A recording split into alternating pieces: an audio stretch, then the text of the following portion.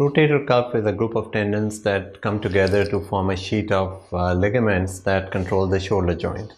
Now that rotator cuff stabilizes the shoulder joint and kind of helps us keep the joint stable as we move, etc. So I'll give you an analogy. I'll give you an example of how we develop rotator cuff tear. One is if there is frank trauma. You do something too much, too suddenly, without bracing yourself, so the muscles don't support it, and suddenly the rotator cuff or the ligaments or the capsule tears. That's rotator cuff tear. We're not able to lift the arm up commonly. Many cases are silent. There's a tear, but the person just goes on living their life. They don't even realize they have a tear in the shoulder capsule. So the example of how a tear happens is very simple. A callus in the foot, right? The shoe is tight, it's beginning to pinch the skin of the foot or some other factor, and the skin starts to hypertrophy and become bigger. You've seen the callus, it's white in color. Why? There's not too much blood flow in it.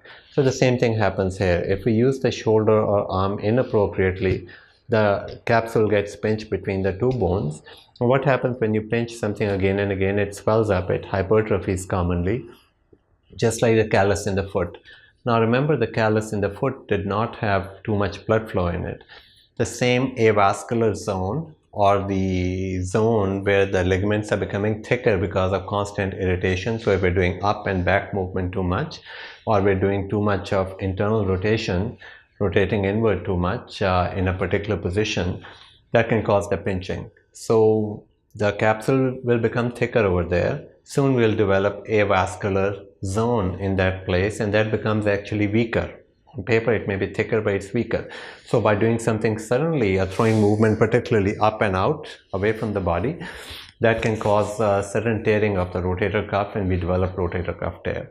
As long as the tear is not too big, you can address it with regenerative medicine techniques. So you can do focused targeted PRP, growth factor, stem cells, or umbilical cord matrix product injection over there, and that can make a world of difference. The key is targeting and the size of the tear. So next time you're considering surgical opinion, it's okay. The surgeons are there for a reason. They can help so many people, but not every condition needs surgery. So consider regenerative medicine option, and you will hopefully be very happy with it.